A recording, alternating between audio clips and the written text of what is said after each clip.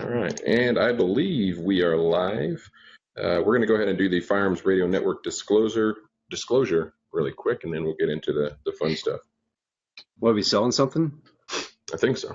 Always selling something, right? Somebody's always trying to sell something. But it was disclaimer. Yeah. In case Andy says something on here that get the Firearms Radio Network in trouble. All right. The views and opinions expressed in this podcast are those of the individual co-host and their guests and do not reflect the official policy or position of the Firearms Radio Network and or their employers. Viewer discretion is advised. This is especially true on live shows. Tonight is episode 7 of the After Action Project. Your hosts are Judson Crossland and myself, Jeremy Gill. Andy Montoya will be joining us most likely shortly. Our guests are Andy Lander and his student, Debbie. Together, we'll be discussing the NRA's Training Counselor Development Workshop. So how's everybody been? Judson, why don't you tell us how you've been and what you've been up to, if that doesn't sound like the most intro ever. I've been doing well. I'm right in the middle of my day job, for those of you that don't know, is a videographer, and I'm right in the middle of fall school portraits. So been doing that for a couple of weeks and been teaching almost every single weekend since probably midsummer. I've pretty much been on the road almost every weekend with the exception of a few, teaching classes, teaching teachers, teaching churchgoers, all that stuff. So how about you, Andy Lander? How have you been lately? Doing well. We've just been having a lot of projects at work. Debbie and I just got back from Pennsylvania, doing a disabled or adaptive disabled shoot up in Lehigh, Pennsylvania, where we were training folks that were in wheelchairs with pistols. As far as NRA, that's pretty much what I've been doing. I guess in 2 days I'm headed to Georgia and gonna hopefully kill me a pig. So I'm going on my first pig hunt. So that's awesome, man. That sounds like really a lot of fun. Debbie, what have you been up to? It's been a while since I've seen you. How have you been? Yes, I'm doing the same stuff. Working on training counselor workshops and conducting instructor courses and traveling wherever the NRA wants to send me. So that on top of running the range, they're keeping me very busy. Awesome. So Halloween is right around the corner, Debbie. Between us and the half dozen viewers that we have, what's your costume going to be this year? Oh man, that's a big question. I typically don't reveal that to anyone. So what's your security clearance? I feel like if I put that out there now, I'd have a lot of people quite upset. So you'll have to wait and see the pictures on Facebook. Yeah, that's what Judson was telling me, that you go all out for Halloween and that you don't share it with anybody until the actual event. So, that is right. What about your firearms experience? Can you share with us your journey to becoming not only a firearms instructor, but an NRA training counselor? Yeah, I started shooting when I was a kid with my dad and all of his buddies in the neighborhood, and continued on through high school as the captain of my rifle team. So I was primarily a rifle girl growing up, and I didn't get into shooting handguns until I started working at the NRA.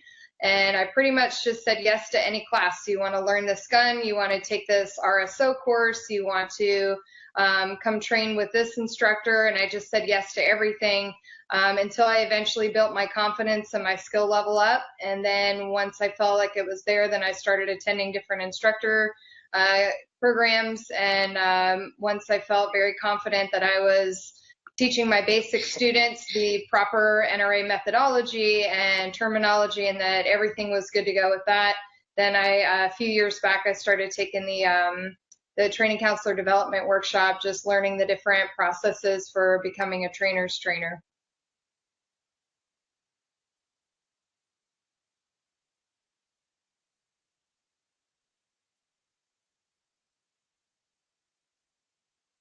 Sorry about that. Judson, you're on mute, and I was on mute when I was trying to let you know that.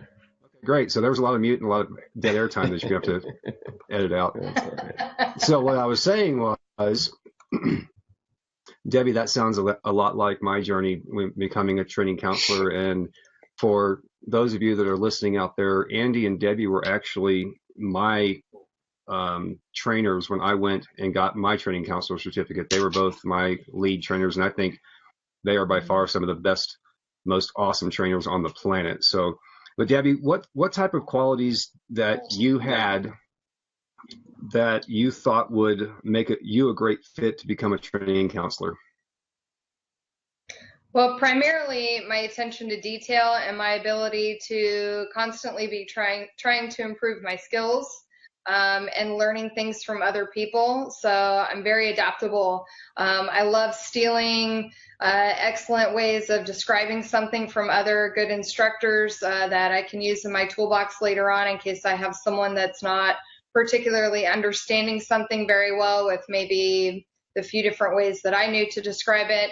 And just that attention to detail, not only with following the lesson plans, but when you're out on the range, being able to look at someone and know exactly what it is that they're doing incorrectly so that you know which incorrect action to then explain that you want to see.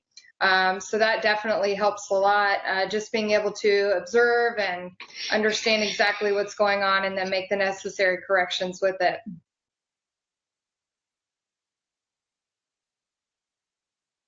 Yeah, that makes a lot of sense. Andy Lander, can you tell me so when you have an instructor candidate that comes to you for the training counselor development workshop, what kind of qualities are you looking for in that candidate? And I know that, you don't get a lot of pre-time with these people. So when they show up, what are you looking for when they start walking into that classroom the first day?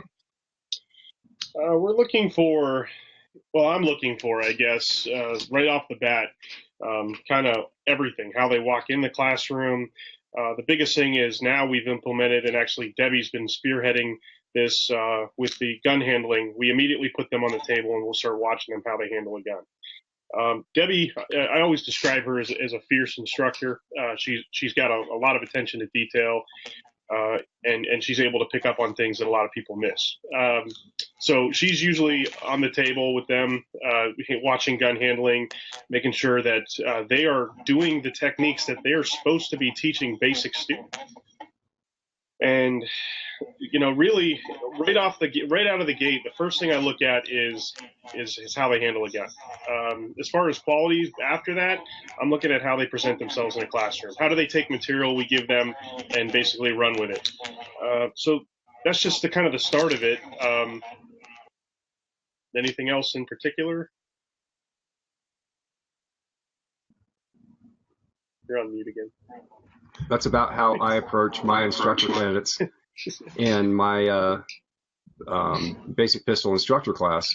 The first thing I look at is what they're wearing, how they carry themselves, and if they're paying attention, that kind of thing. So Debbie, from a student's perspective, what does the training counselor class or workshop look like? Like, I know you said you sat through it a couple of times before you actually took it, I think, but what does it look like from a student's perspective?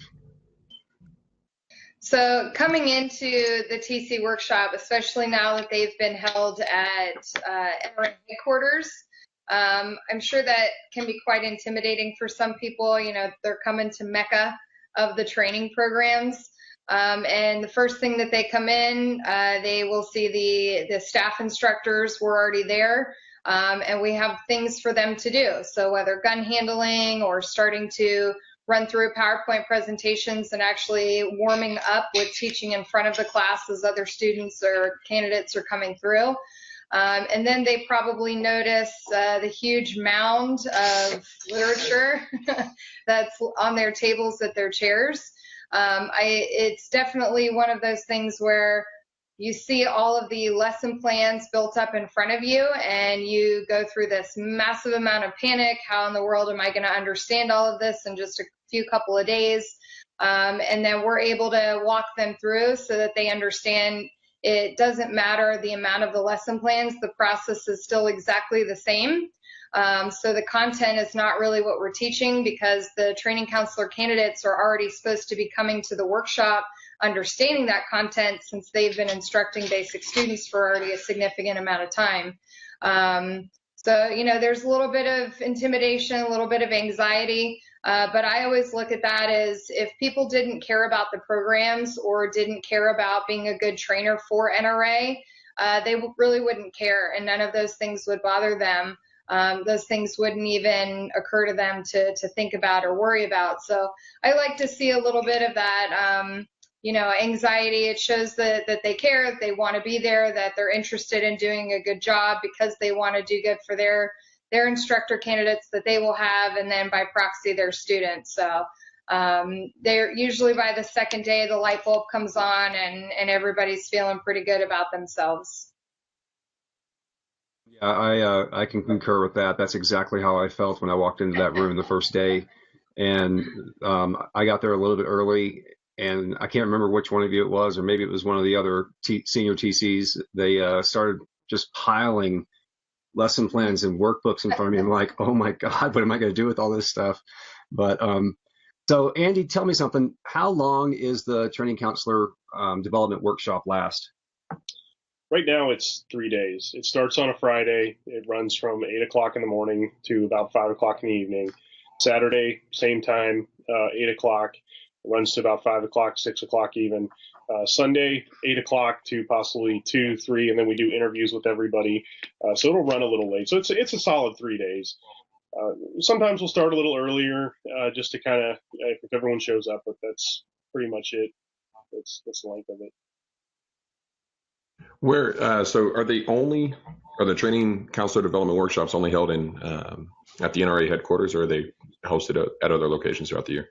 So we actually have two different types. They're the exact same workshop. Most people don't even know this. We have what in-house we call the public workshops, and then we have what we call a private workshop. And private, I mean, when I say private, I really mean towards youth programs. For Boy Scouts of America, we have training counselor workshops that are held off-site at youth camps to keep the costs way down for those Boy Scout leaders and other youth program leaders. We do that to so they don't have to, pay a lot to get in, because they're all strictly volunteers. Most people that are coming to headquarters are probably running a business.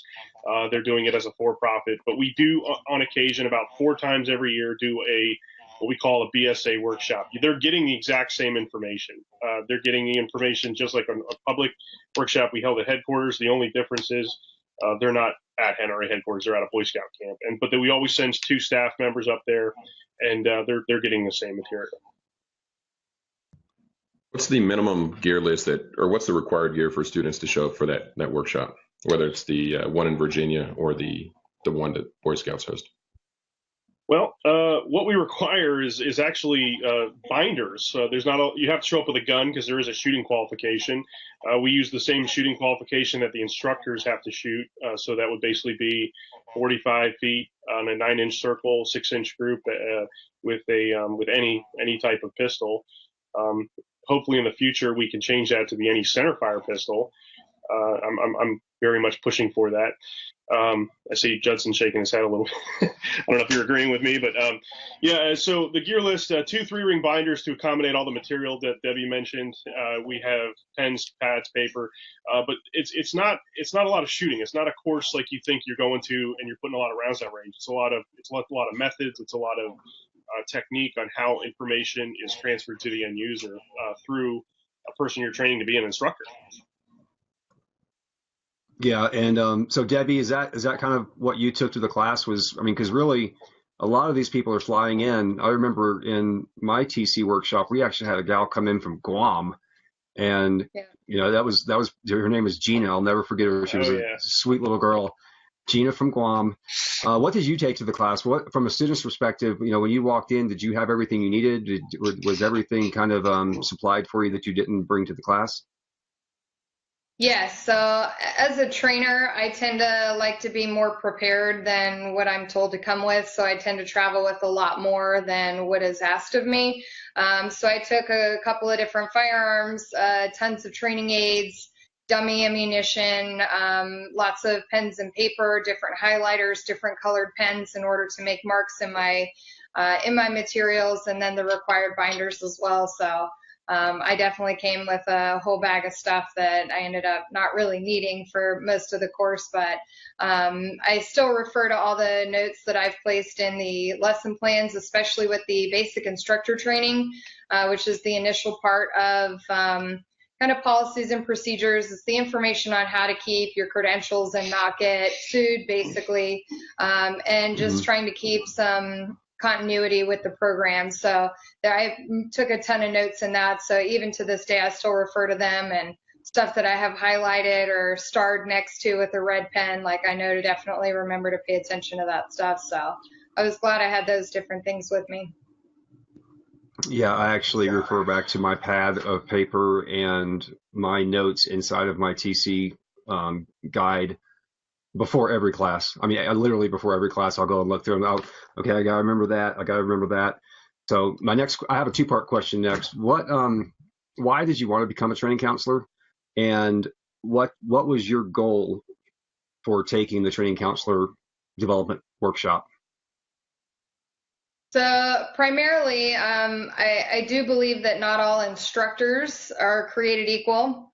And being fortunate enough to be in this industry and also to, manage a shooting range, I see instructors from all different skill levels, all different backgrounds, all different teaching styles come through.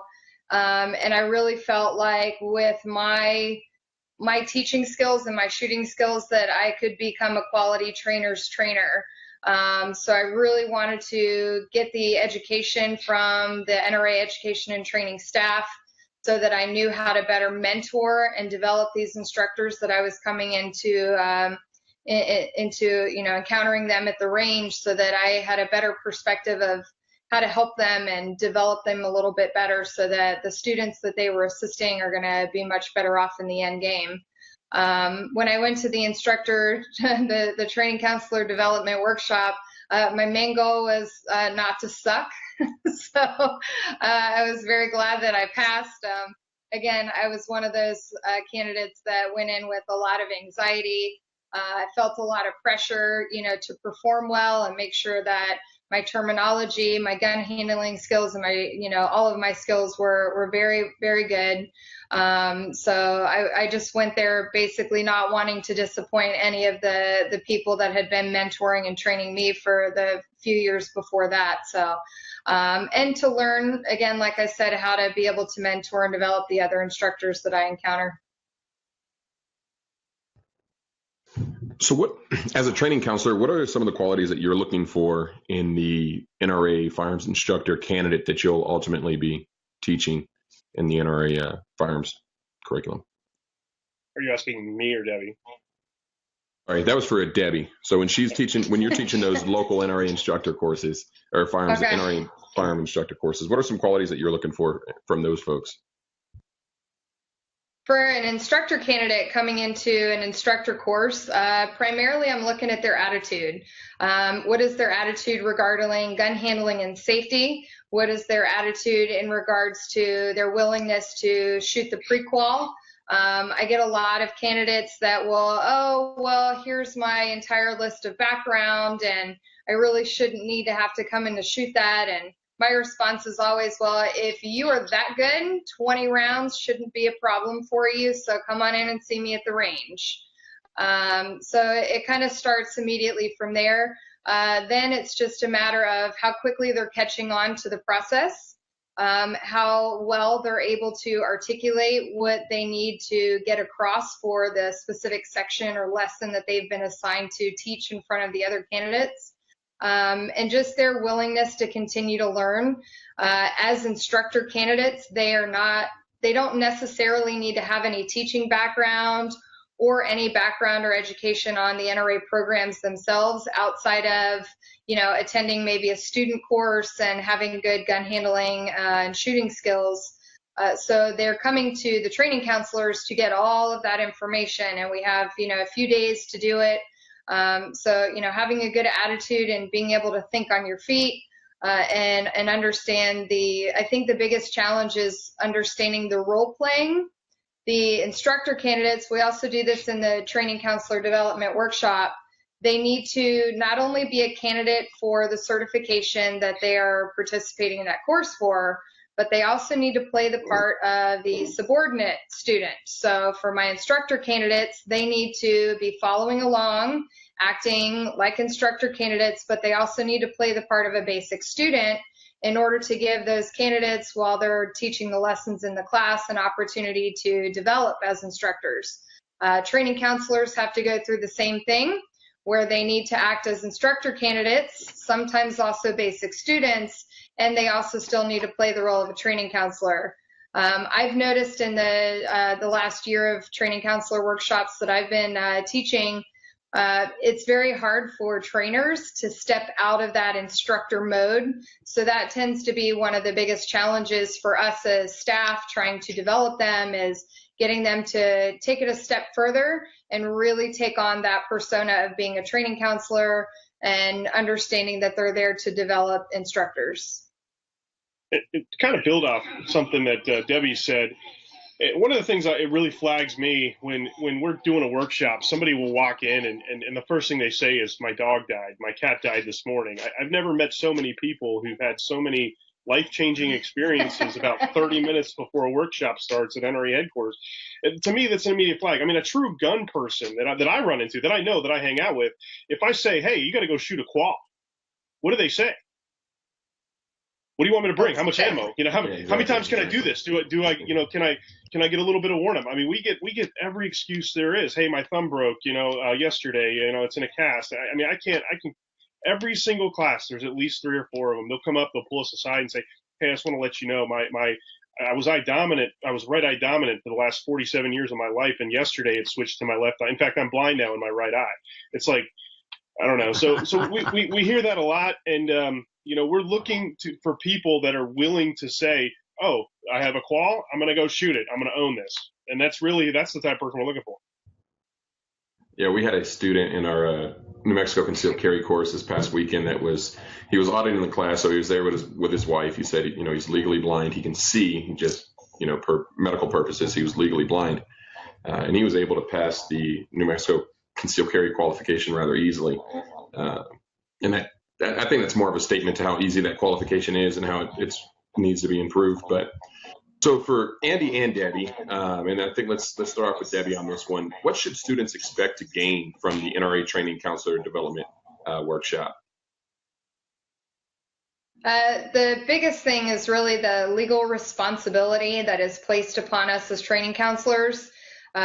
We are now teaching it to a higher level. And that has the pyramid effect. So as a training counselor, you teach 5 instructors per year. Those 5 instructors are teaching 10 students per year. That training counselor is responsible for all of those students, all the way down the line. So really just getting across to them that, you're reaching for a higher level, and there is a ton of responsibility that comes with that. And you really need to make sure that you're developing quality instructors, because if not, that really can come back to haunt you. And also understanding the processes of how to teach. So there's definitely a lot more that we build on than what you get in the instructor course in regards to, drilling in a lot more of, using TPI. In an instructor candidate course, we want the instructors to do all the work. So the training counselor should not be teaching much at all, because training counselors already know how to do this stuff. We already know the terminology. We already know how to teach. We've already proven that. What we need is the training counselors to understand, to take that step back and allow the instructor candidates the opportunity to work through all of that material in order to develop. So that tends to be the biggest thing that they're gaining. And it's pretty much a big eye-opener when they leave the class like, I get it. I understand what I'm supposed to do and the significance behind it. Yeah, absolutely. One of the hardest things for me to do during my training counselor workshop was switching the hats, because it was just, and you guys pounded it for like a day and a half. Like, all you have to do is understand that you're going from this role to this role. And, that makes total sense now. But Debbie, one more question for you in regards to the training counselor workshop. If you can go back in time, what would you tell yourself that would prepare you better to take that workshop? Probably the first thing I would tell my former self to have attended the workshop a lot sooner. It tends to be kind of a common thread with females, we will tend to think that we don't have enough training or enough experience or enough years of shooting or teaching under our belt. Men seem to be pretty easy with that, like, oh yeah, I'm good at this, I'll show up for this training class. But as just for me, I waited a pretty significantly long time because I thought that I needed, X number of years, X number of students. And I mean, I've trained thousands and thousands of students over the last couple of years. So that's just on a student level. So getting into the workshop a lot sooner, and then also, not being so tough on myself walking in. Again, I put a lot of pressure on, wanting to perform well, and, just amped up a lot of anxiety within myself in attending the workshop. And I knew my stuff. I wouldn't have gone to the course if I didn't know my stuff. So I think just taking a deep breath before walking in, and I probably would have been able to have a little bit more fun with it on the first day rather than not picking that up until the second day. So yeah, absolutely. I totally understand what you're saying there. So Andy, back to you really quick. What should students, from your perspective, what should students expect to receive from the NRA Training Counselor Development Workshop? Well, it's broken up into 3 days. The first day, at the completion of that, they're supposed to be able to really teach our core course, Basic Instructor Training. Basic Instructor Training is roughly, well, it actually is a 5-lesson course. It teaches everything from how to use a training aid, how do people learn, and that's one of the biggest things, is how to transfer information to a end user. There's methods like lecturing or demonstration that may not be as effective as a hands-on type of approach. So in the first day, they're supposed to be able to walk away with the policy, the procedure, even something, how to make a budget. They're supposed to walk away with how to teach basic instructor training to an instructor candidate that may have been a shooter and not an actual instructor yet. Day 2, they learn methods. They learn how to actually a broken down 5-step method of how to assign a task to an instructor candidate to get him to do something where they need to now evaluate them. And that's ultimately what they need to be walking away with, is a training counselor is somebody that is constantly evaluating an instructor to determine whether or not they make a good instructor. And that's the last day, is recommending instructor candidates, evaluation, and it's dealing with problems. So the biggest thing that if somebody needs to walk away with is evaluation skills and a method on how we train our instructors. Awesome. So Andy, you're the training counselor program coordinator for the NRA. This places thousands of NRA instructors under your stewardship, and even further down the line, hundreds of thousands of NRA students, I would say, right, indirectly influenced by who you are, and then directly influenced by the training counselor program that you're in charge of. What is your guiding principle, the idea or goal of yours that helps you make decisions that will ultimately affect hundreds of thousands of new shooters and NRA students? Well, I was thinking about this on the way home, and the best thing I could say is you need to be a student. And I guess Bruce Lee put it the best. When he started in martial arts, he said, when he first learned it, he said a punch was a punch and a kick was a kick. And as he went through his training, he got more involved, and a punch suddenly wasn't a punch anymore, and a kick wasn't a kick. But at the end of it, when he was really experienced, suddenly a punch was a punch and a kick was a kick, and it goes back to the basics.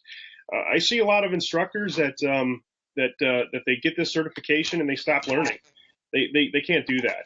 It takes years to be a good instructor. In fact, I've actually heard instructors that I look up to say it takes decades. I got one gentleman that I work with and says, it's probably a 10-year process before someone's a solid, instructor, where suddenly when they started a draw stroke that turned into a combat draw stroke, which then turned into a draw stroke again, they're back to the basics, and they understand that it's the basics we're focusing on, and we need to maintain these students. So if that was the one piece of advice I could give to people, is go find a class, go to somebody else, go learn a new technique. You need to stay current. Yeah, absolutely. The first thing I tell every single one of my instructor candidates, it's the class, the actual instructor level class, is you're able to teach a basic pistol course right now, or a basic whatever course. Go out there and train under Go find 3 or 4 other instructors that you like and go spend a weekend with them and learn how they instruct and pick up little things here and there and add those to your repertoire of how you teach.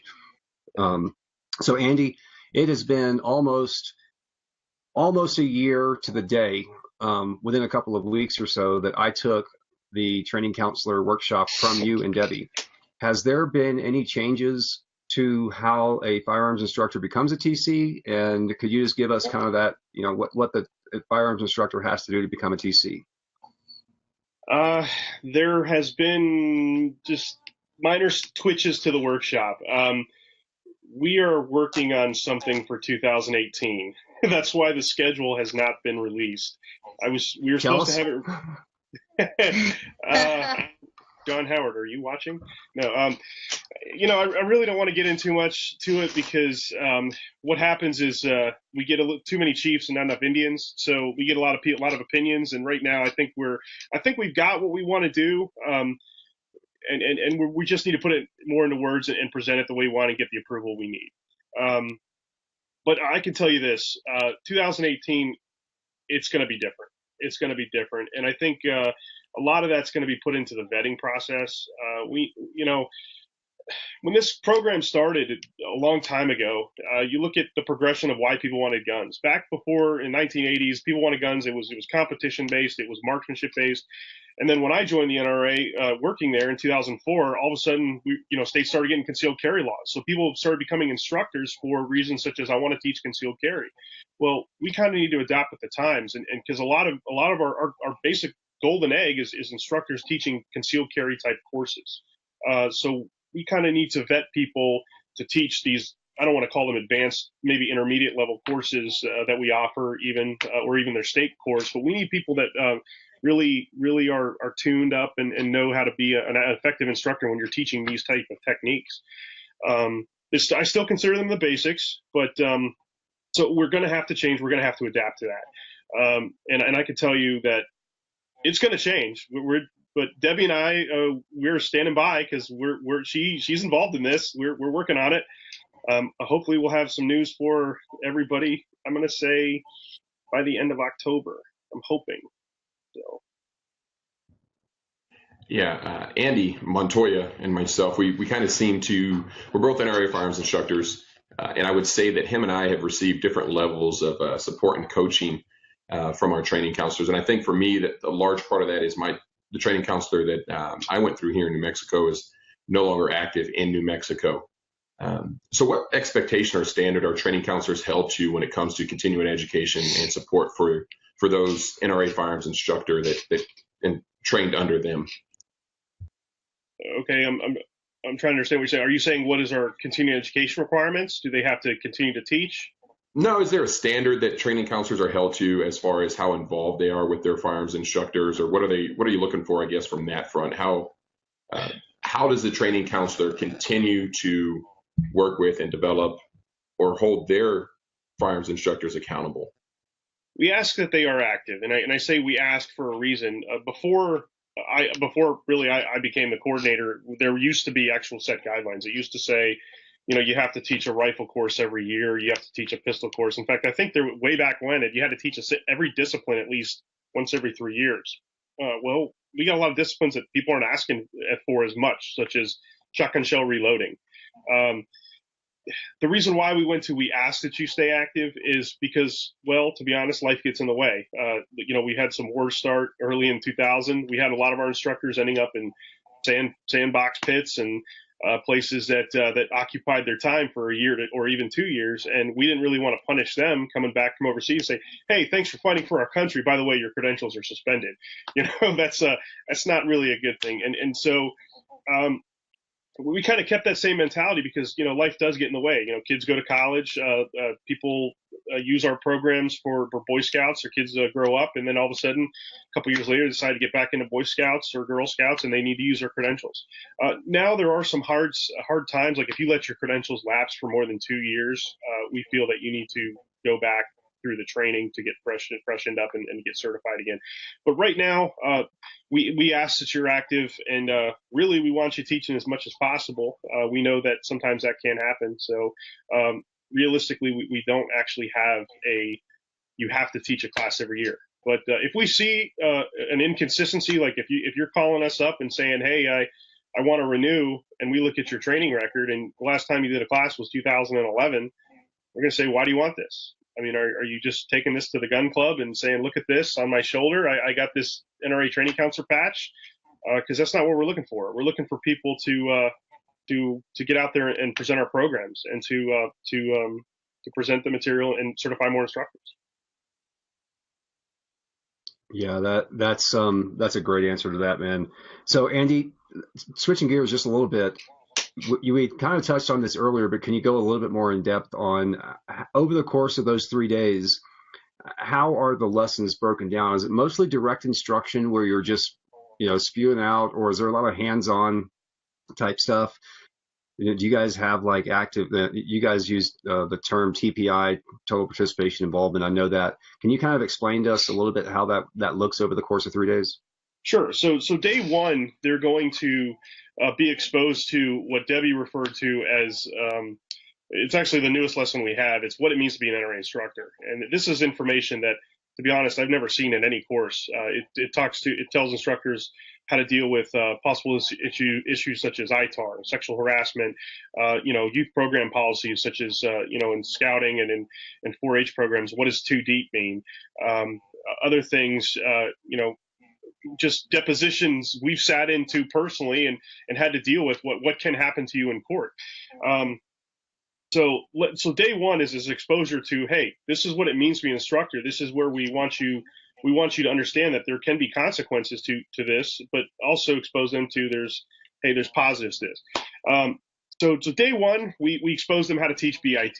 Okay, we expose them to lesson 1 in BIT, lesson 2 in BIT, lesson 3 in BIT, which is training aids, which is budget exercise, which is how people learn. And that's my favorite lesson. I guess I'll have to let the cat out of the bag to that since I said that. A lot of people think that lecturing is the best method of instruction, which in some cases it may be to a certain group of nuclear engineers, but not everybody has that type of thinking. So most people are hands-on learners like I am. I have to see something, I have to touch it to be able to learn it. So we have a simple exercise, and the criteria to the exercise is basically you have to pick a skill that at least one person in the room doesn't know how to do, literally. And I have to find an instructor in the room that doesn't know how to do that skill, such as disassembly of a Glock pistol. Now, here's what's funny. I'm speaking to a group of experienced instructors now and saying I need to find someone in the room that doesn't know how to disassemble a Glock pistol. And in theory, no hand should go up. But we always get a few. Not everyone likes Glock pistols.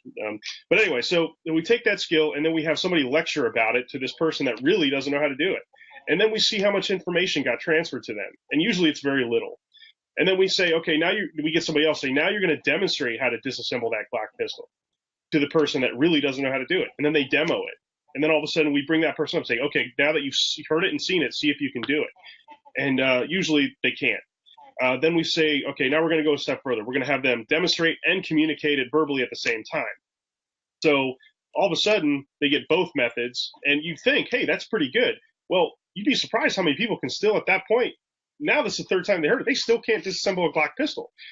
Well, it's not until we take it to the fourth step of saying, okay, now you're going to work directly with an instructor, you're going to get hands-on instruction, and you're going to be required to teach the instructor back on how to disassemble a Glock pistol. And now suddenly it's the light bulb turns on and they can disassemble a Glock pistol. So that's basically the first what they learn on day one. Day two is that's what you were asking, right? Day 1, day 2 again, Judson. Day 1, day 2. I didn't know that's right. Okay. Yeah. Day 1, day 2. Yeah. So then day 2 is we take them and we give them an assignment on what we call the 5-step method. And we use an acronym. I am presently easily confused, just so they can remember it easier. And basically it's introduce, assign, present, evaluate, and conclude. And so that's the method we want them using to present the actual lessons to the instructors, of which they will perform back to the training counselor to see if they are actually instructor material. Excuse me. we watch them do that over and over again. At that point, it's kind of like your progressive dot drills. We're going to have them do it again, do it again, do it again, do it again. See if it becomes muscle memory. And at the point, we want to get them to a point where we say, okay, we're going to give you a lesson on slingshots. Come up and do the 5-step method. We want to give you a lesson on underwater BB stacking. Come up and do the 5-step method. And it's like second nature. They come up and boom, they got it. So that's the method we're looking for. Now that we have some other methods that we have, like the Socratic method, which is more of a lecturing based method that instructors need to know, but it still incorporates the conversation type teaching that actually Socrates had with his students, where he's asking questions, soliciting feedback to get that, what Judson referred to as total participant involvement. We do have a strict lecturing lesson, which is found in personal protection in the home. And that actually is probably there for a good reason. And that is because that's where the rubber meets the road. In that lesson, that's the first lesson in any NRA curriculum. You are talking to potential students that are going to use their firearm to defend themselves against another human being. So that's more of a lecture type based section to imprint on our training counselor candidates the severity of that particular lesson. Day 3 is pretty much all evaluation. How do you evaluate an instructor? What are you looking for? And we have bullets in the training council guide. Judson knows those pages of what you look for, and ultimately, guidelines that you're measuring your students by. And then literally the final thing we do is, if you're doing an instructor class and you have somebody that has a problem, possibly with you, or a skill or a knowledge problem, how do you deal with that individual? I don't want to let the cat out of the bag, but we have a couple exercises that we do that it's kind of like OP4 at that point. You're actually dealing with a real world case. I think it's pretty fun. I mean, Debbie actually went up against my father in hers. There is a video of that floating around somewhere on the internet. And my dad was petrified. He was the training counselor. I mean, he came to me and said, I was visually shaking going up against her. And she was, what was your problem? You couldn't, could you shoot? I can't remember what the scenario was. It was either she couldn't shoot, she couldn't follow a lesson plan, or there was something else wrong with her, and she had to play that role. And my father was the one we were actually grading, and he was petrified. He never had to deal with that. So yeah, that's basically the whole program in a nutshell. Yeah. So I mean, I want to let both of you guys know that when I went through my training counselor workshop, you guys did that whole total sensory, immersion type of, this is how you teach, with, starting off with, only telling them how to do it, and then going into showing them how to do it without using any words, and then both showing and telling, and then the immersion of the instructor being right there with the student. You guys used a bolt carrier group, and I actually got home, and in the basic pistol instructor class, the lesson plan calls for me to teach somebody how to load and unload a magazine. Well, every single pistol instructor out there, or pistol person out there, knows how to do that. So what I did was I went out and bought a bolt carrier group, because every single class, and I've probably taught, 12 or 15, 10 or 12 instructor level classes, basic pistol, and every single one of them, I have found one person that does not know what a bolt carrier group is, and one person that can field strip it with their eyes closed. And I have that one person that can field strip it with their eyes closed go through that process to the person that has no clue how to do it. And at the end of the lesson, so to speak, everybody in the room, their eyes just light up like, oh, we get it. Because at the end of the day, by the time that instructor candidate goes through that process, they have been able to teach this person that has never seen a bolt carrier group before how to field strip it. And that is the essence of what we're trying to do. Yeah, how information is transferred effectively is the ultimate goal.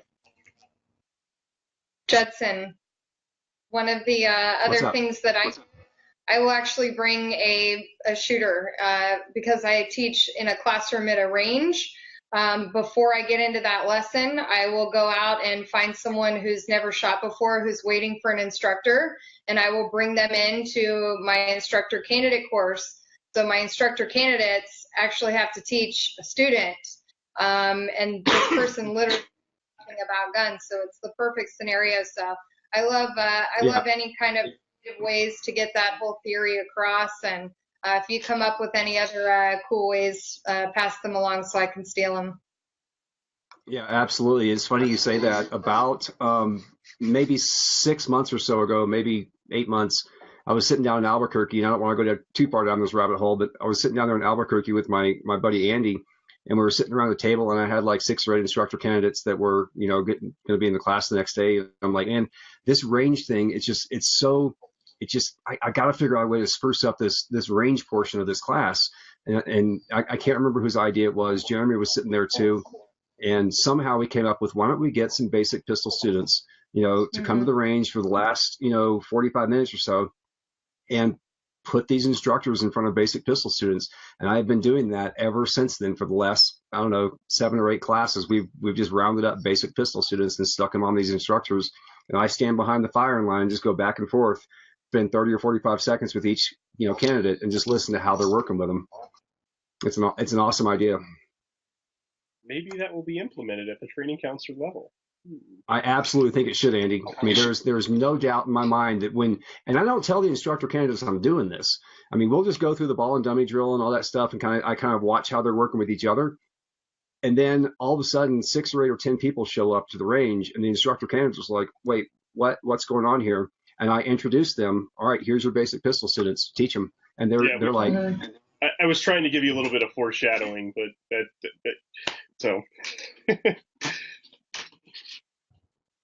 So I have a question for Debbie and Andy. I guess we'll lead off with Debbie again. Debbie, what do you see the role of the NRA training counselor as being within the education and training department of the NRA? It is a huge role. NRA primarily is there to teach people in our communities the safe and efficient use of firearms.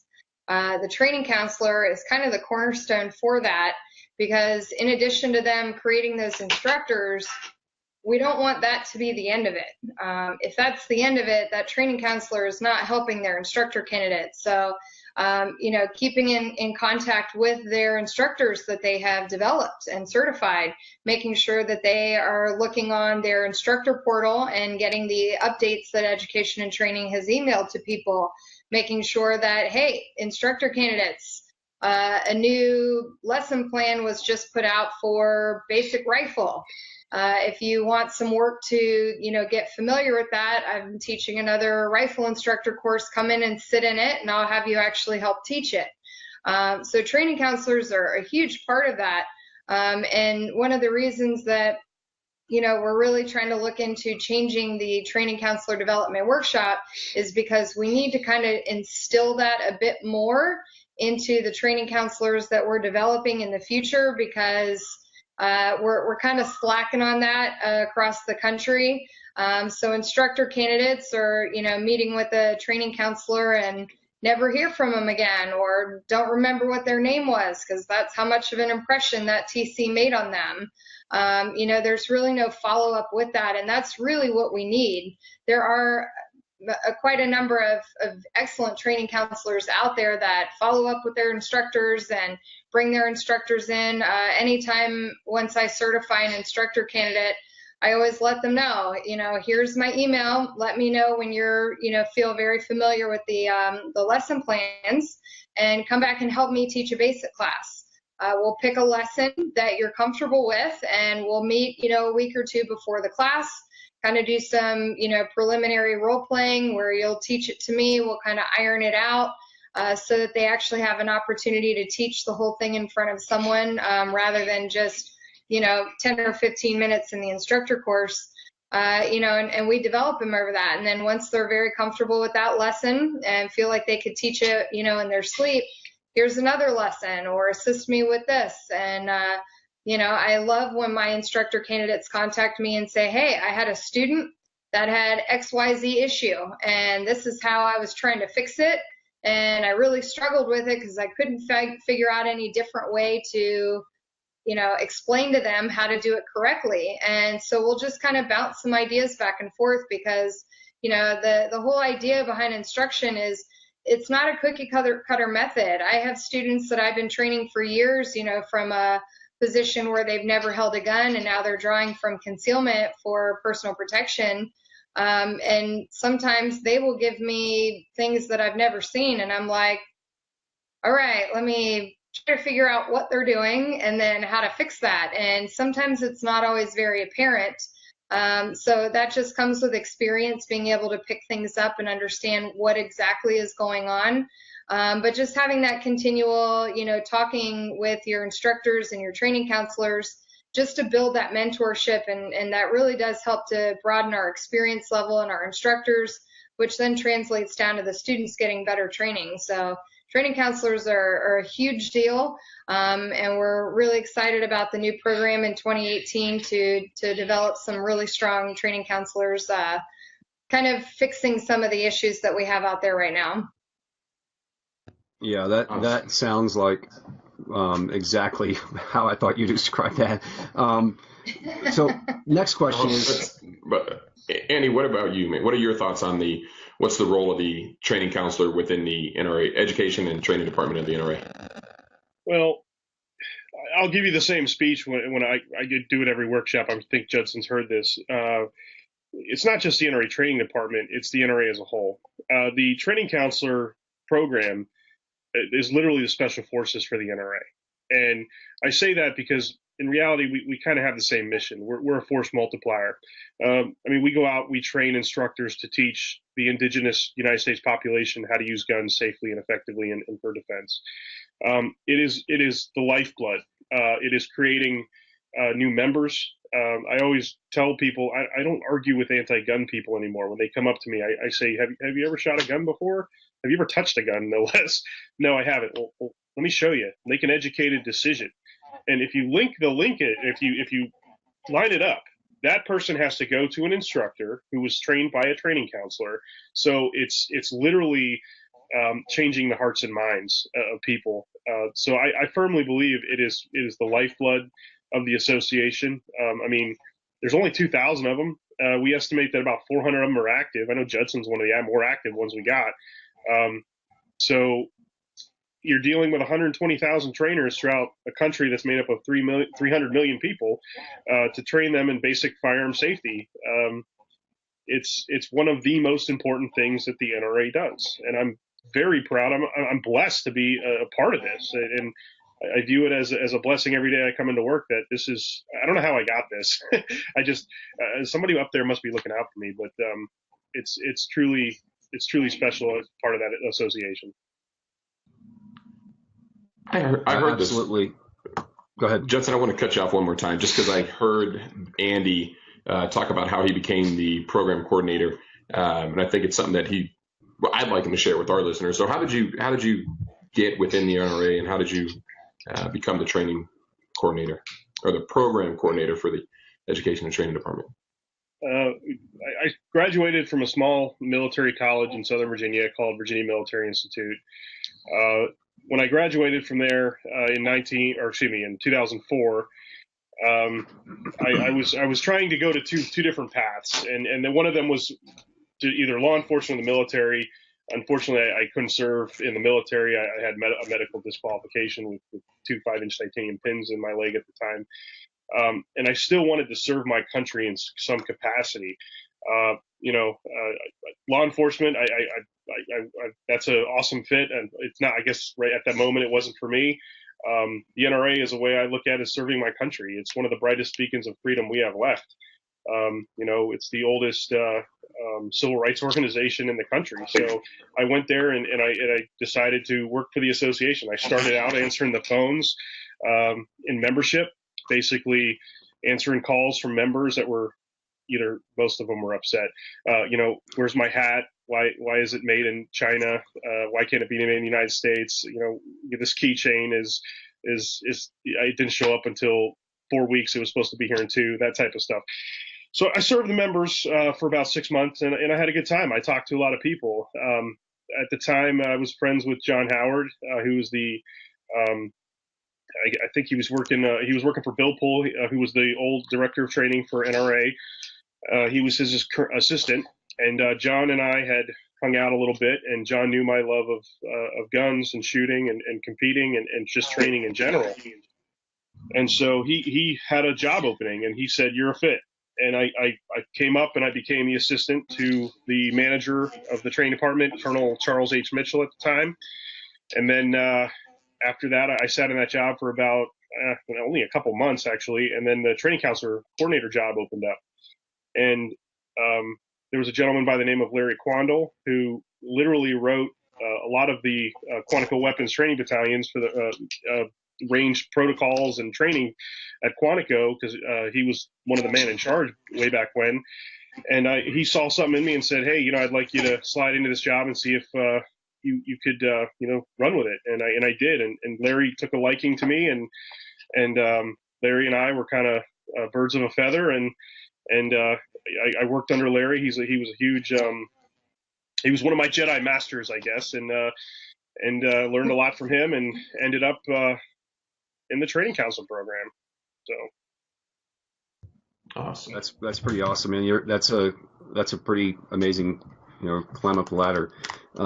Debbie, I want to ask you a really quick question, and you can keep your answer fairly short because I know that we're getting a little bit long in the night with you guys. What are some of the challenges? What are like the main challenges that you find or face as a training counselor when you're developing new instructors? The challenges is just getting them to understand that I'm not there to watch them teach the full course. You can tell them a million times, I just want to see 5 or 10 minutes of how you would actually present this lesson if you were teaching to students, and they'll still try to cram an hour's worth of material into 10 minutes. So then you have to stop them, restart the clock, get them back on square one with everything. That and again, I'm just stressing the female aspect. Not having enough female trainers. I can teach 5 or 6 instructor courses and never have a female candidate in there. It's not because I'm not active. I run a women's training group, and I'm constantly trying to develop and mentor female shooters in any avenue that I can. Just getting that idea that this is appropriate for me, and you just need good shooting and good gun handling skills, and then the training counselor will provide the rest to you. Outside of that, people that have a military or law enforcement background sometimes will struggle with if a student does something unsafe, I'm throwing them off the range. Well, that's not, they're coming to you because they don't know what to do. So working with the instructor candidates to understand that you're actually there to get them on the right track, and it's not a one mistake and done. We're there to make sure that those mistakes don't injure anyone and to correct them. So I'd say those are the biggest challenges that I see coming through my instructor courses. Okay, perfect. So Andy, really quick, when you have a brand new set of training counselors come into your classroom, who is that ideal candidate? I mean, if you can go back and look at, the perfect candidate or the ideal candidate, what does that look like, so that people that want to take this class can say, okay, that's what I need to aspire to? It's really hard because we've seen them in all shapes, colors, and backgrounds. We've seen guys and gals that we looked at and said that person's never going to make it right from the get-go, and then all of a sudden they're the best student in the class. I guess, present yourself well. Confidence is the big one. You come in and we tell you to pick up a gun in the back of the room. You pick it up, you handle it like you're supposed to, and we can see a lot of that just on how you pick it up and hold it. I mean, Judson, you probably know this. You can judge somebody's experience within the first literally minute on how they hold a gun. You can Absolutely. say, okay, this guy or the gal either knows it or does not, just based on how they have the gun and how they're manipulating it and how they're aware of what's around them.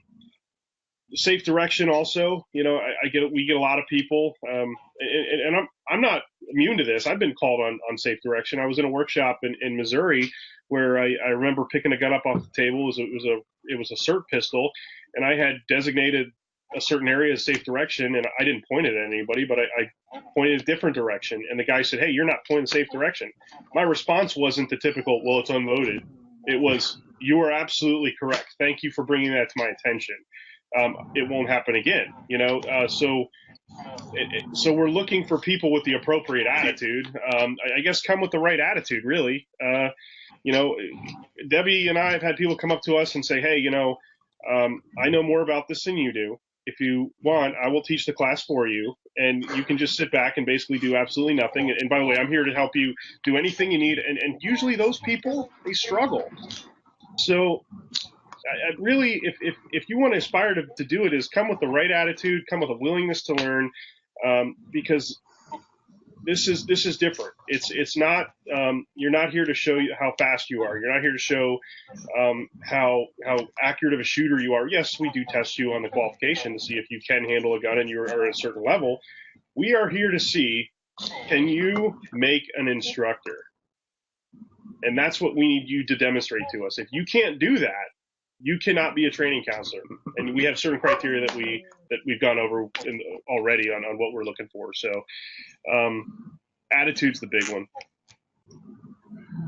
Yeah, I can totally agree with that. Debbie, I'm going to kick the same question to you as, from a student's perspective. What do you see as the ideal training counselor candidate? Someone who has proper and safe gun handling skills, who knows how to shoot and doesn't need 8,000 excuses on wanting to get out of the shooting qual.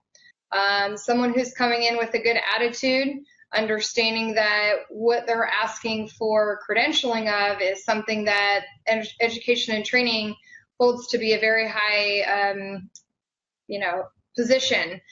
So not coming in thinking like, well, I'm just getting this so that, I can start cranking out instructors. We want people that are coming in understanding what the importance is of what they're wanting to get certified for.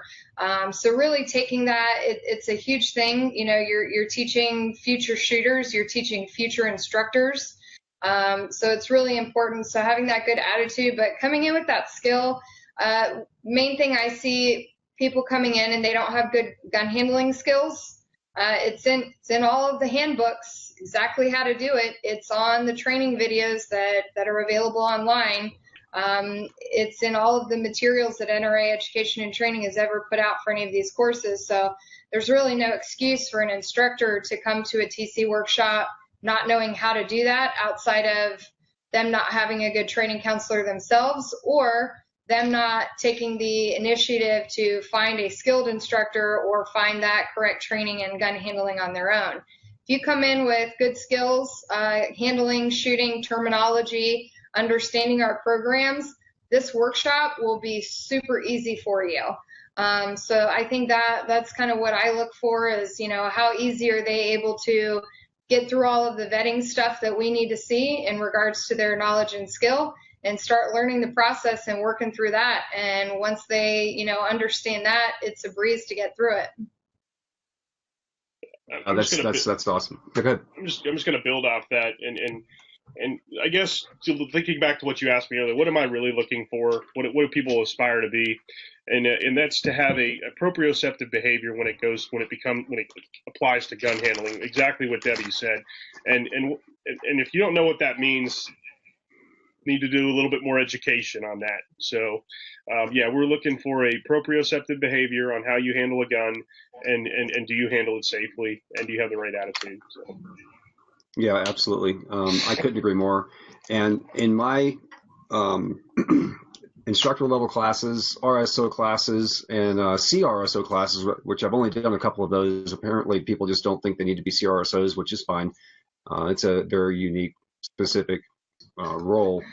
But in those level classes, I have a 0 strike policy. And if it, I may be, throwing myself under the bus, but I have a 0 strike policy, and I tell everybody straight up front, it's one of the second or third slides that come up. You point a gun at me or somebody else in this classroom, you immediately fail. There is no ifs, ands, or buts about it. And, it's just one of those things that we have to take it, as instructors, we have to hold ourselves to a higher standard. And as TCs, we have to even be higher than that. So I tell everybody straight up front, you point in the classroom, you point a blue gun, a cert gun, a real gun for sure, it's an immediate fail. No questions asked. Pack your stuff. There's the door. You can call me next week and we can reschedule a class if you really want to try to do this again. But that's going to be after we spend some time on the range. So Andy, I have one question for you, and it's not even relevant really to the show, but because I got you here live in front of me. Tim Knight, a mutual friend of ours, is wanting to take the TC class or the TC workshop sometime in 2018. Would it be possible when he takes that class if I sat in the back of the classroom with you guys and just observed? Absolutely not. I told Tim Knight he's not allowed to come anyway.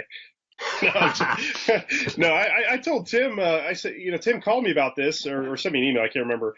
And the first thing I said is, just tell me when you want to come. I mean, we always got room for him. Yeah, but Judson, you're more than welcome to come in. Not a problem. No, Tim's got an open invitation. Okay. So. I'll let him know. Okay. Thanks. Awesome. So, Andy, do you have any parting advice for our listeners or viewers? Just what I said before. If you think you know it all, go out and take a class. I've been blessed. I don't think I've ever actually paid for a training class, which is I probably shouldn't say that, but I've trained with some of the best training groups and people on the planet, really. I've been to Gunsight. We did a cross training with them. I've trained with Pat Rogers. I trained with Steve Fisher from Central Concepts. I trained with Gabe White. I trained with Tom Gibbons. And you have to continue education, whether it's an NRA course. I mean, if you're a pistol instructor and you want to teach, hello, this is a gun for the rest of your life, basic pistol, and just teach people parts and operation, how to shoot a gun safely, that's fine. But if you want to better yourself, if you want to be another instructor, you need to continue your training. And not only with firearms. I mean, Debbie's real big into the medical side of it. I don't want to say I'm big into it. I've taken the training, but that's another side to this, especially if you're going to graduate into the concealed carry world, that's huge right now. We need to do the medical training as well. So I can't bet.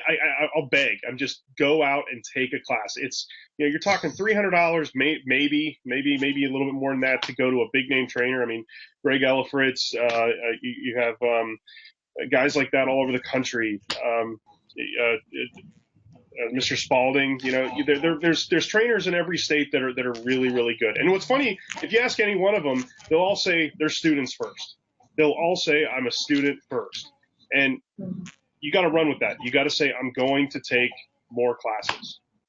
So that's my one advice. Get out there and take classes. I think that's great advice. Debbie, what about you? What advice do you have for our listeners? Keep training and, don't doubt yourself too much. If what you're doing is good and your shooting is good and your gun handling is good from the people that have been mentoring you, come and see us. Sign up for that TC workshop. Work on the things that you think you might need to make a little stronger before you, take that level. Continue to take other instructor courses. I probably sat through, 15 or 20 basic pistol classes of other people teaching to students before I got up in front of the classroom. Not because I didn't know what I was talking about. I wanted to see how other people did it. I wanted to see what jokes other people had. I wanted to see what different types of training aids they used or how they broke the class up into doing different things. So, just getting lots of that stuff. And, people are always, whenever I keep in touch with training counselors that have passed the workshops, and they're like, so there's nowhere else for me to go. Yes, there is. Become that mentor to the instructors that you either had or that you didn't have and wish you had. So continuing to develop yourself and developing those trainers, continuing to work with students as well. I love teaching basic students. That way I can give my instructor candidates a very accurate read on what's coming in the classes these days. You know, what are the questions people have? What are the reasons people are looking for learning pistol or learning rifle or wanting to take RSO? You know, as a training counselor, if you don't know that stuff, you're not really able to set your instructors up for great success. So just, you know, keep working through things. And if you think you know something, you know, stone cold, watch someone else who you think might be even better than you do it, and learn stuff from them too. So it should be a constant development. Awesome. Great advice. Judson, what advice do you have for our listeners? So a couple of things. A good friend of mine, Ron Carter, he lives in Colorado Springs and flies all over the place, all of the United States. But just one of his comments reads, underwater BB stacking. Heard that before, Judson. And I got that from Andy Lander. And, you know, a couple of the other things I got, you know, out of that, I mean, is use it twice, call it your own. The best instructors out there are the best thieves. I mean, you guys, any of my instructors that have gone through my class have heard these things, and guess where I got them? I got them from these two, because, you know, I went to their class and I absorbed what they taught me. And I think my last piece of advice is something that I'm going to throw right back in Andy's face, because the last night I was in Virginia, he and I went out and had a dinner, and we did a patch exchange, and this is the patch I got. Yeah. And for those of you that are listening to the podcast and not watching, it's a patch. I'll let Andy kind of describe it, and then we'll kick it back to Jeremy. So that's a patch I got from a Steve Fisher course, Sentinel Concepts. I should have never given that to you. I've been wanting to run into Steve, going, Steve, I need another do work patch. No, and right there, just the image of that and the statement says it all. You got to. There's this 4-letter word that no one likes to talk about. It starts with a W. It goes ORK. Okay, you have to put the work in, and that goes not only for shooting, that goes for instructing. So back earlier, you asked me, you know, how active do you have to be? You have to put in the work. You have to do it. So that's where that came from. But I live by that. I might even get a tattoo of that one day. I don't know, but no, it's a good philosophy. So, and by the way, that statement about underwater BB stacking, I stole that from Steve Hoback. So, you know, I firmly agree with every instructor. You know, I don't have an original thought up here. It's all stolen from somebody else. We're all just really good thieves. So, you know, anyway. That's awesome. And for me, as always, just remember, it's your life, it's your safety and protection, it's your responsibility. Appreciate everybody jumping on and listening to us today, watching us. If you guys wouldn't mind sending us over some feedback on the show, things that we can do to make it better or more enjoyable for you folks. And then Andy and Debbie, we're going to stop the broadcast. And if you guys want to hang out for 2 or 3 minutes, that'd be awesome. If you have to jump